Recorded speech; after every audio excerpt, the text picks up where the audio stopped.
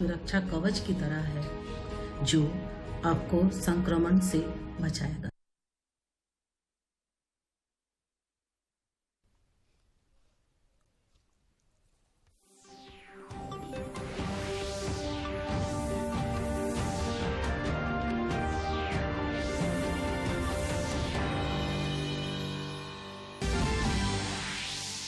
राज्य के सभी जिलों में कोरोना की रफ्तार हुई धीमी। स्वस्थ होने वालों की संख्या 3,41,000 के पार।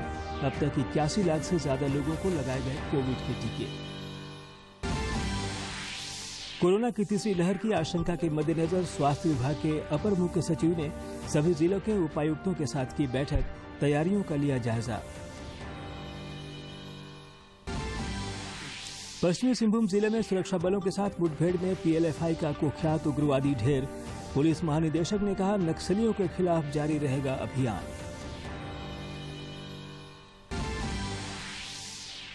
और मौसम विभाग ने राजधानी रांची समेत राज्य के कई हिस्सों में जताया बारिश का अनुमान। अब तक औसत से 4% कम हुई बारिश।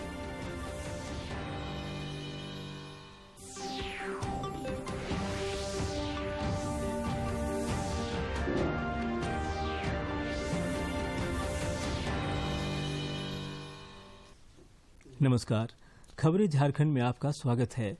समाचारों से पहले ये संदेश। देश भर में 18 वर्ष से अधिक आयु के सभी लोगों के लिए सरकारी केंद्रों में निःशुल्क टीकाकरण अभियान चलाया जा रहा है। दूरदर्शन आप लोगों से अपील करता है कि कोविड रोधी टीका जरूर लगवाएं। कोरोना महामारी के प्रति कोई भी लापरवाही न बरतें। जब तक आवश्यक न हो, घर से बाहर न निकलें और इन आसान उपायों का पालन करें।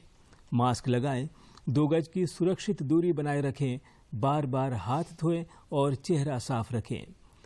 कोविड से संबंधित जानकारी और मार्गदर्शन के लिए राष्ट्रीय हेल्पलाइन काम कर रही है। इनके नंबर हैं 011-2397-8046 और 1075। इसके अलावा राज्य हेल्पलाइन नंबर 104 डायल कर समस्या का त्वरित समाधान लिया जा सकता है। और अब समाचार विस्तार से। देश में कोरोना संक्रमण की रफ्तार अब धीमी पड़ने लगी है। कुछ राज्यों को छोड़कर बाकी राज्यों में संक्रमण के दैनिक मामले काफी कम आ रहे हैं। केंद्रीय स्वास्थ्य मंत्रालय के मुताबिक पिछले 24 घंटे के दौरान कोविड-19 के 38,079 नए मामले सामने आए हैं।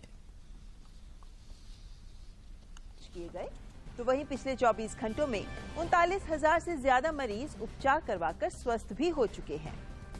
देश भर में अब तक 3,01,43,000 से ज्यादा लोग ठीक हो चुके हैं और देश में रिकवरी रेट भी अब बढ़कर 97.28% तक पहुंच गया है। सक्रिय मामलों की संख्या 4,32,041 है। साप्ताहिक पॉजिटिविटी रेट की बात करें तो फिलहाल ये 2.21% है, लेकिन प्रतिदिन के पॉजिटिविटी रेट की बात करें तो ये 2.15% है, जो लगातार 24 दिन से 3% से कम बना हुआ है। इधर झारखंड में पिछले 24 घंटों के दौरान 55 नए संक्रमितों की पुष्टि की गई है, जबकि 51 संक्रमितों ने इस वैश्विक महामारी को मात दी है। लंबे समय के बाद यह पहला मौका है जब कोरोना से स्वस्थ होने वालों की संख्या संक्रमण के दैनिक मामलों से कम है। राज्य में अब तक 3,46,588 लोग संक्रमित हो चुके हैं। इनमें 3,41,128 संक्रमित स्वस्थ हो चुके हैं, जबकि 5,120 लोगों की महामारी के कारण मौत हुई है। राज्य में अब केवल 340 मरीजों का इलाज चल रहा है। देश में कोरोना के खिलाफ टीकाकरण अभियान तेज गति से चल रहा है। अब तक करीब 40 करोड़ लोगों को कोविड के टीके लगाए जा चुके हैं। इसके खिलाफ लड़ाई को मजबूत करने के लिए दुनिया का सबसे बड़ा टीकाकरण अभियान चल रहा है। देश में राष्ट्रव्यापी टीकाकरण अभियान के तहत 39 करोड़ 96 लाख से अधिक कोविड टीके लगाए गए हैं। वहीं पिछले 24 घंटों में 42,12,000 से अधिक टीके लगाए गए हैं। कोरोना के खिलाफ टीकाकरण अभियान में भारत तेजी से आगे बढ़ रहा है। इधर झारखंड में भी टीकाकरण अभियान ने गति पकड़ ली है। कल एक दिन में 1,72,000 से ज्यादा लोगों का टीकाकरण हुआ।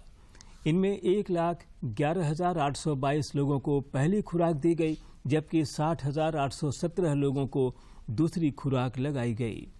पहली खुराक लेने वालों में 18 से 44 वर्ष के 90,435 युवा शामिल हैं।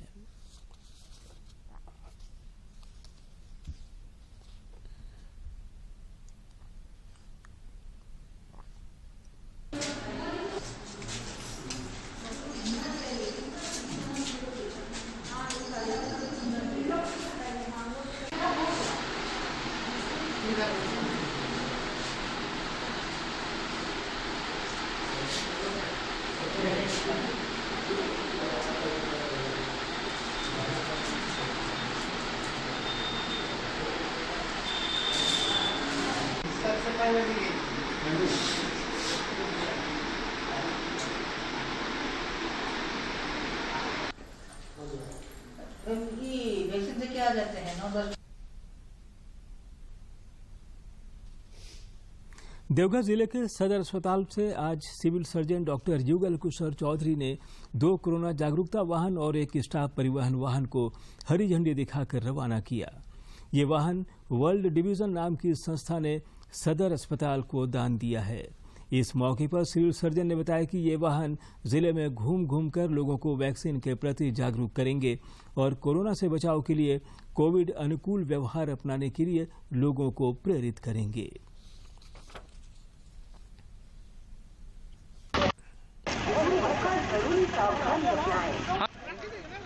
बस अब निकालिए, गाड़ी निकालिए, गाड़ी बढ़ाइए बढ़ाइए।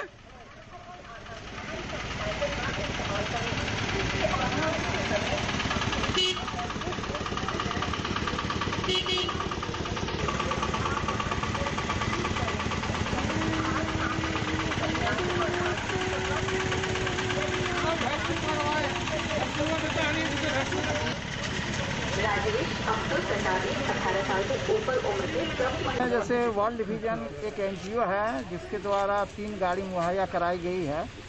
2 गाड़ी कोविड वैक्सीनेशन के प्रचार प्रसार के लिए है और एक गाड़ी जो है वैक्सीनेशन देने के लिए स्टाफ को जो मतलब दिया गया है, जो वैक्सीनेशन सेंटर पर स्टाफ सब कर्मचारी सबको पहुंचाया जाएगा अर्बन क्षेत्र में।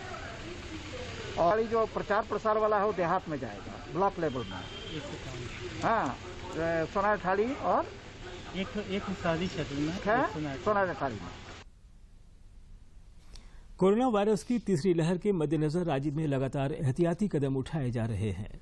इस सिलसिले में आज स्वास्थ्य विभाग के अपर मुख्य सचिव अरुण कुमार सिंह की अध्यक्षता में एक बैठक आयोजित की गई। वर्चुअल माध्यम से आयोजित इस बैठक में सभी जिलों के उपायुक्त शामिल हुए। बैठक के दौरान तीसरी लहर के मद्देनजर जिलों में की गई तैयारियों का जायजा लिया गया। इस दौरान टेस्टिंग, ट्रेसिंग, ट्रीटमेंट और टीकाकरण पर जोर दिया गया। केंद्रीय गृह मंत्री अमित शाह ने कहा है कि नरेंद्र मोदी सरकार ने देश में सीमावर्ती इलाकों में बुनियादी ढांचे की मजबूती को उच्च प्राथमिकता दी है। आज नई दिल्ली में सीमा सुरक्षा बल के 18वें स्थापना दिवस समारोह को संबोधित करते हुए उन्होंने कहा कि प्रधानमंत्री का मानना है कि सीमावर्ती इलाकों में बुनियादी ढांचे को मजबूत करके ही देश को सुरक्षित रखा जा सकता है। गृह मंत्री अमित देश मानता है कि आप सजग बनकर अहर्निश देश की सीमाओं की सुरक्षा कर रहे हैं। आपके नाम मात्र से ही दुश्मन के दिल दहल जाते हैं। ऐसी ख्याति और कीर्ति आप लोगों ने प्राप्त करी है। इसी के कारण आज देश लोकतंत्र के अपनाए हुए विकास के रास्ते पर आगे बढ़ रहा है और दुनिया के नक्शे पर निश्चित रूप से भारत अपना जो स्थान अब मजबूत कर रहा है। सरायकेला खरसावां जिले में आज वन महोत्सव का आयोजन किया गया। वर्चुअल माध्यम से आयोजित इस कार्यक्रम में जनजातीय मामलों के केंद्रीय मंत्री अर्जुन मुंडा भी शामिल हुए। उन्होंने पर्यावरण के संरक्षण के लिए पौधारोपण पर जोर दिया।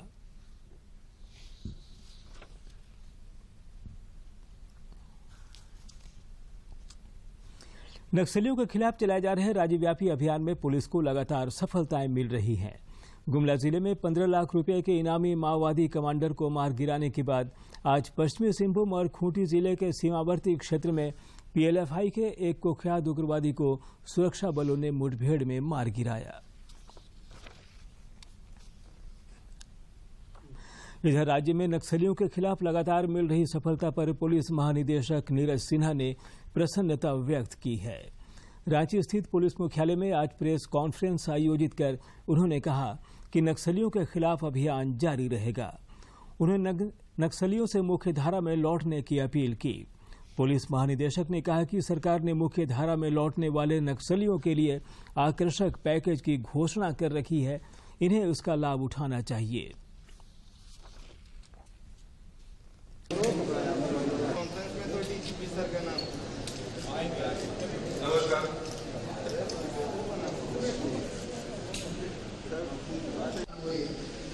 लेकिन कुछ ऐसे इम्प्रोवाइज्ड टेक्नोलॉजीज का इस्तेमाल कर रहे हैं जो फोर्स मल्टीप्लायर का काम करते हैं। तो फोर्स मल्टीप्लायर मतलब कि आदमी कम है फिर भी वो इलाके को डिनाई करते हैं लोगों को। हम लोग कोशिश कर रहे हैं कि उनके प्रयासों को विफल करें। हम लोग ये भी कोशिश कर रहे हैं कि जो नक्सली हैं वो सरकार की जो आत्मसमर्पण नीति है वो उनकी उदार है। बहुत सारी सुविधाएं हैं। नक्सली जो मुख्य धारा से हटना चाहें उनको मुख्य धारा लाने के लिए सरकार ने आउट ऑफ द वे जा करके बहुत सारी व्यवस्थाएं की हैं। हम हमेशा इनकाउंटर को चलिए आमने सामने की लड़ाई हो जाती है। प्रयास हमारा हमेशा रहता है कि जो भी है इसी देश के नागरिक वो आत्मसमर्पण करें, मुख्य धारा में आए और झारखंड बहुत ही समृद्ध प्रदेश है। बरकाकाना से पटना जाने वाली पलामू एक्सप्रेस ट्रेन में कल रात रेलवे पुलिस बल के जवानों ने छापेमारी कर 440 बोतल देशी शराब बरामद की। यह कार्रवाई ट्रेन के गढ़वा रोड स्टेशन पर पहुंचने के बाद की गई। हालांकि इस मामले में किसी की गिरफ्तारी नहीं हो सकी। गढ़वा रेड के उप निरीक्षक वीर प्रताप सिंह ने बताया कि शराब की तस्करी करने वाले यात्री बनकर फरार हो गए। भारतीय जनता पार्टी ने राज्य सरकार पर आरोप लगाते हुए कहा कि रोजगार के नाम पर युवाओं को सरकार धोखा दे रही है। इस सिलसिले में भारतीय जनता युवा मोर्चा की ओर से रांची के बिरसा चौक में आज घड़ा फोड़ कार्यक्रम आयोजित किया गया। इस मौके पर पार्टी के प्रदेश अध्यक्ष और सांसद दीपक प्रकाश ने कहा कि राज्य सरकार की नीतियों से युवा वर्ग परेशान है। योगी सरकार है, रोजगार को खत्म करने वाली सरकार है। युवाओं को रोजगार नहीं मिला। बेरोजगारी भत्ता की बात और जिस रकम की बात कर रहे थे इधर भी भूल गए। इधर महंगाई के खिलाफ कांग्रेस पार्टी की ओर से भी राज्यव्यापी प्रदर्शन का कार्यक्रम आयोजित किया गया। रांची में पार्टी की ओर से आयोजित कार्यक्रम में पूर्व केंद्रीय मंत्री सलमान खुर्शीद भी शामिल हुए। प्रदर्शन के बाद एक प्रेस कॉन्फ्रेंस आयोजित कर श्री खुर्शीद ने कहा कि महंगाई पर अंकुश लगाने में केंद्र सरकार विफल है।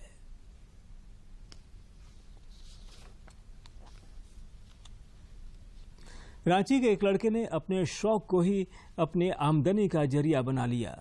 मन बहलाने के लिए घर लाई गई खरगोश की जोड़ी अब उसके सारे खर्च उठा रही है।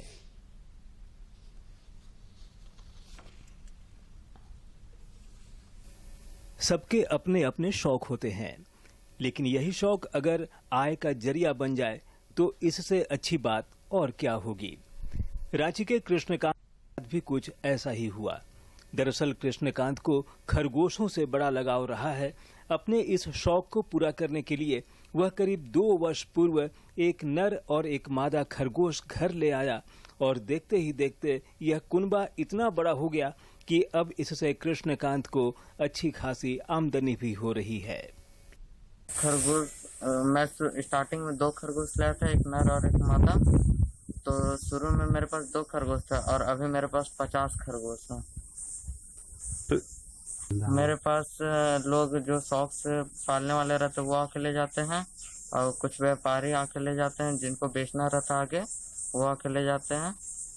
अब जबकि खरगोश पालन के इस व्यवसाय से कृष्णकांत को अच्छी आय होने लगी है तो पढ़ाई और जेब खर्च के लिए उसे घर से पैसे लेने की जरूरत नहीं पड़ती। अब तो परिवार वाले भी उसे सपोर्ट लगे हैं। शौक के साथ साथ मुझे हर महीने 3 से 4 हजार रुपये का प्रॉफिट हो जा रहा है। नहीं, मेरे घर वाले मुझे सपोर्ट करते हैं।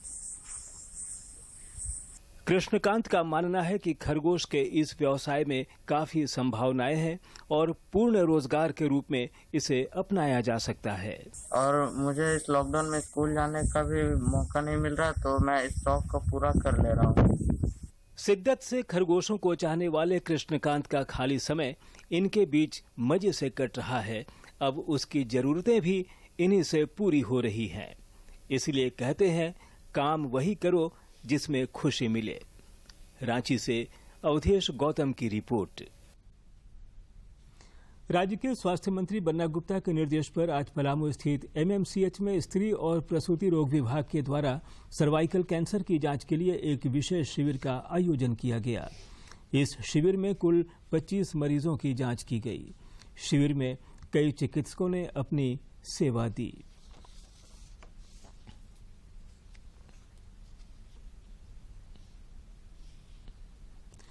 पलामू जिले के उपायुक्त शशि रंजन ने आज जल जीवन मिशन कार्यक्रम के तहत जिले में किए जा रहे कार्यों की समीक्षा की।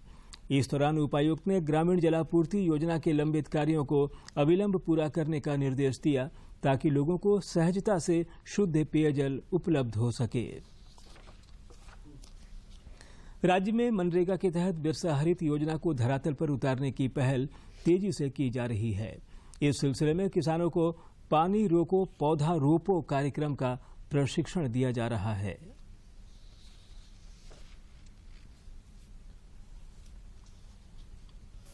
पानी रोको पौधा रोपो कार्यक्रम के तहत सरायकेला खरसावां जिले के गम्हरिया प्रखंड की 16 पंचायतों में 27 एकड़ भूमि पर 5000 फलदार पौधे लगाने का लक्ष्य रखा गया है। अभी पानी रोको पौधा रोपो कार्यक्रम का हम लोग ट्रेनिंग दिए हैं प्रखंड में। इसके तहत हम लोग कुल 27 एकड़ जमीन पर वृक्षारोपण का कार्यक्रम चलाएंगे, जिसमें कि कुछ फलदार वृक्ष रहेंगे, कुछ टिम्बर के वृक्ष होंगे। टोटल हम लोग 5184 वृक्ष लगाने का हम लोगों का टारगेट है। इस लक्ष्य को हासिल करने के लिए सभी 16 पंचायतों के किसानों को विशेष रूप से प्रशिक्षित किया जा रहा है। प्रशिक्षण कार्यक्रम में बड़ी संख्या में युवाओं की भागीदारी से योजना की सफलता की उम्मीद बढ़ी है। जी, आज प्रशिक्षण दिया गया बागवानी के लाभुकों को और बागवानी मित्रों को, कैसे करके आपको पेड़ मिलेगा, कैसे आपको गड्ढा की खुदाई जो हो गई है उसकी भरा क्या क्या सामान देना है, कितनी मात्रा में देना है, उसको भरना है और सही समय में पौधों को ठीक से लगा देना है। बागवानी कर रहे हैं तो अभी उसमें ट्रेनिंग दिए कि कैसे लगाना है, कैसे पौधे को बचाना है, फिर जैसे गड्ढा खुदाई किए हैं 3 बाई 3, उसमें जो गड्ढा के अंदर क्या क्या डालना है। बागवानी का यहाँ पे हम लोग को ट्रेनिंग दिया गया सर कि आप कैसे कितना एकड़ में कितना पौधा लगेगा, किस प्रकार का पेड़ पौधा दिया जाएगा। हम लोग को इसमें सर आम का पौधा दिया जाएगा जो 5 साल में मतलब फल देगा, इस टाइप का हमें बताया गया। बिरसा हरित योजना के तहत पानी रोको पौधा रोपो बहुउद्देशीय कार्यक्रम है। इसके जरिए जहां एक और पर्यावरण संतुलन का प्रयास किया जा रहा है, वहीं जल संरक्षण भी इस योजना का प्रमुख मकसद है। सरायकेला से अनूप मिश्रा की रिपोर्ट। कुछ दिनों तक मानसून के कमजोर रहने के बाद आज से राज्य में मानसून के गहरे होने की संभावना है। मौसम पूर्वानुमान में देवघर, धनबाद, दुमका, गिरिडीह, गोड्डा, पाकुड़ और साहिबगंज में भारी बारिश की संभावना जताई गई है। वहीं राज्य के अन्य जिलों में हल्के से मध्यम दर्जे की बारिश दर्ज की जा सकती है। मौसम वैज्ञानिक अभिषेक आनंद ने बताया कि राज्य में 1 जून से 17 जुलाई तक औसत बारिश 377.6 मिलीमीटर अपेक्षित होती है। वर्तमान में 361 मिलीमीटर बारिश दर्ज की गई है, जो सामान्य से करीब 4% कम है। मुख्यमंत्री हेमंत सोरेन की पहल पर पूर्वी सिंहभूम जिले के सूर्याबेड़ा गांव की तस्वीर अब बदलने लगी है। कई वर्षों से विकास के लिए तरसते इस गांव को अब बिजली, पीसीसी पथ, सिंचाई, चापाकल, स्ट्रीट लाइट, पशु शेड जैसी योजनाओं से आच्छादित कर दिया गया है। इसके अलावा अन्य योजनाओं का भी लाभ ग्रामीणों को मिलने लगा है। गांव में विकास योजनाओं के क्रियान्वयन से ग्रामीण उत्साहित हैं। प्रधानमंत्री नरेंद्र मोदी 25 जुलाई को आकाशवाणी पर मन की बात कार्यक्रम में देश विदेश के लोगों के साथ अपने विचार साझा करेंगे।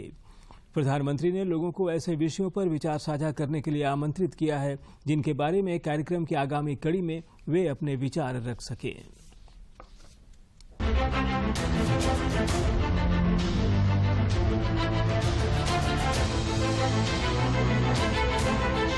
मन की बात।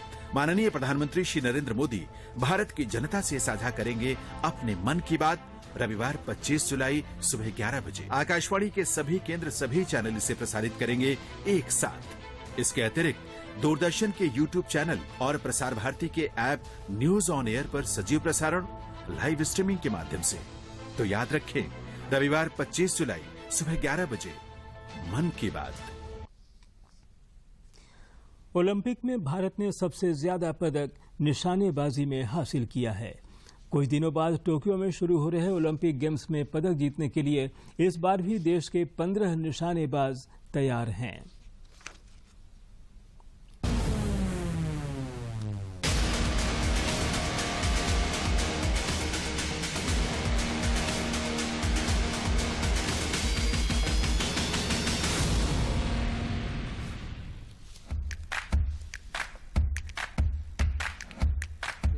महाराष्ट्र के कोल्हापुर से आने वाली तेजस्विनी सावंत पहली बार ओलंपिक खेलों में हिस्सा लेने जा रही हैं।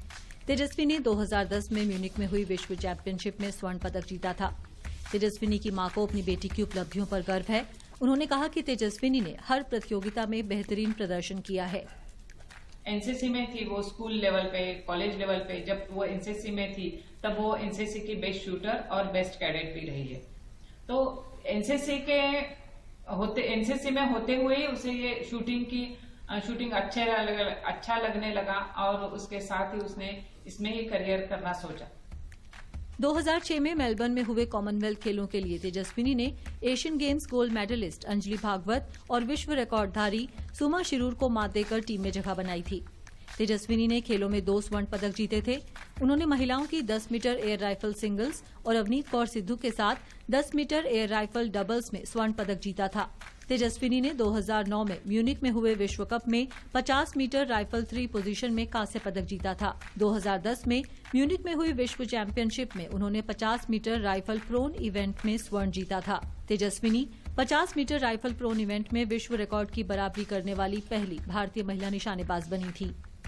20 साल से वो ओलंपिक खेलने के लिए मेहनत कर रही थी। फाइनली उसने वो अचीव किया है। उसकी खुद की मेहनत, उसके डिवोशन, उसके पर्सनल कोच कुहेली गांगुली का उसका सहयोग, उनका मार्गदर्शन, उनका गाइडेंस, ये सब की वजह से आज तेजस्विनी अपना इंडिया का, अपना भारत का तिरंगा लहराने के लिए टोक्यो ओलंपिक के लिए प्रदेश में है। कोल्हापुर के एक मध्यम वर्गीय परिवार में जन्म लेने वाली तेजस्विनी ने खेलों के प्रति लगन अपनी मां से सीखी। उनकी मां भी एक एथलीट रह चुकी हैं। उन्होंने 1975 से 1979 तक महिलाओं के क्रिकेट और वॉलीबॉल में महाराष्ट्र का प्रतिनिधित्व किया। उनकी मां की ही तरह देश के तमाम खेल प्रेमियों को यही उम्मीद है कि तेजस्विनी ओलंपिक में बेहतरीन प्रदर्शन करेंगी। ब्यूरो इनपुट्स के साथ शशि गजवानी की रिपोर्ट, डीडी न्यूज। बाबा नगरी देवघर में आज से बांग्ला सावन की शुरुआत हो गई है। इसके साथ ही बाबा मंदिर में श्रद्धालुओं के आने का सिलसिला शुरू हो गया है। मंदिर बंद होने के कारण आज मुख्य द्वार पर ही श्रद्धालुओं ने पूजा अर्चना की। इससे पहले बड़ी संख्या में बिहार से आए श्रद्धालुओं ने शिव गंगा में आस्था की डुबकी लगाई।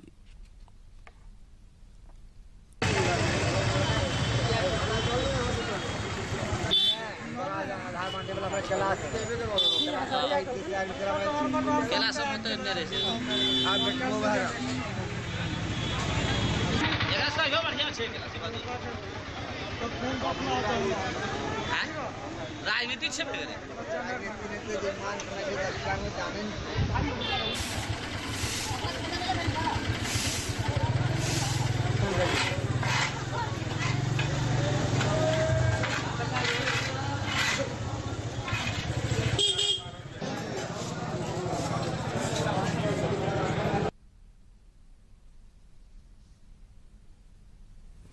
झारखंड की कला संस्कृति देश और दुनिया में जग जाहिर है। यहाँ के सुदूरवर्ती ग्रामीण इलाकों में रहने वाले लोग आज भी अपने हुनर को संजोए रखे हुए हैं।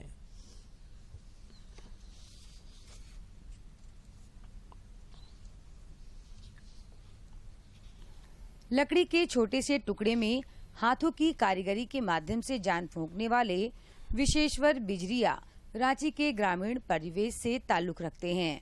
बगैर किसी प्रशिक्षण के सामान्य से दिखने वाली लकड़ी को आकर्षक खिलौने और आकृति प्रदान करने वाले विशेश्वर ने झारखंड की कला संस्कृति को समृद्ध बनाने में अपना काफी योगदान दिया है।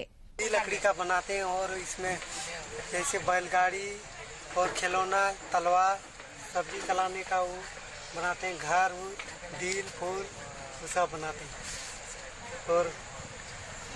और किसान वाला और हैंगर, नाव ये सब बनाते हैं। जनजातीय समुदाय से विशेश्वर ने यह कला अपने पूर्वजों से सीखी है। उनकी इस सुंदर कलाकृति की प्रशंसा सिर्फ झारखंड ही नहीं बल्कि बाहर से आने वाले लोग भी करते हैं।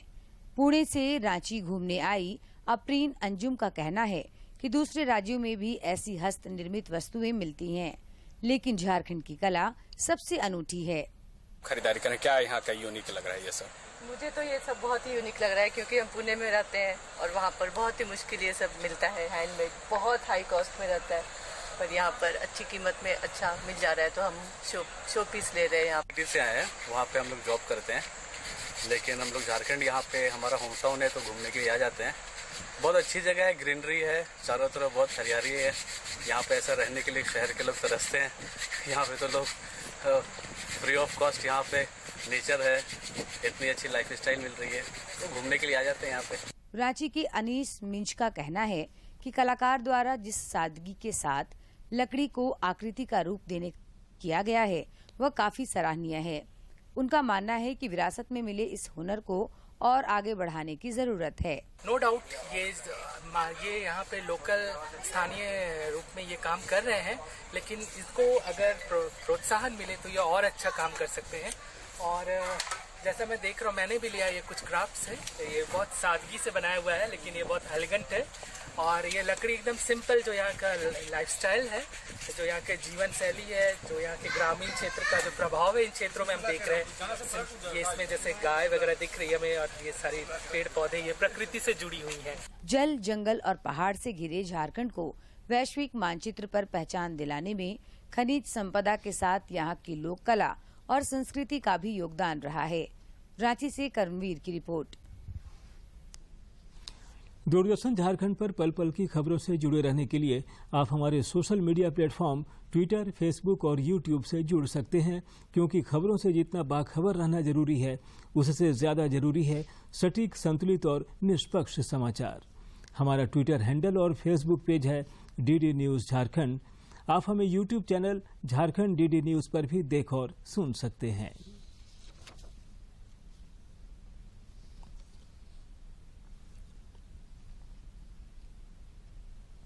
और अब अंत में मुख्य समाचार एक बार फिर।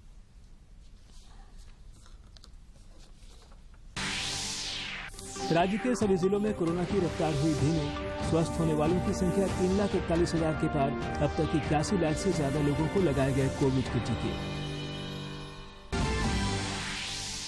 कोरोना की तीसरी लहर की आशंका के मद्देनजर स्वास्थ्य विभाग के अपर मुख्य सचिव ने सभी जिलों के उपायुक्तों के साथ की बैठक, तैयारियों का लिया जायजा। पश्चिम सिंहभूम जिले में सुरक्षा बलों के साथ मुठभेड़ में पीएलएफआई का कुख्यात उग्रवादी ढेर। पुलिस महानिदेशक ने कहा, नक्सलियों के खिलाफ जारी रहेगा अभियान। और मौसम विभाग ने राजधानी रांची समेत राज्य के कई हिस्सों में जताया बारिश का अनुमान। अब तक औसत से 4% कम हुई बारिश।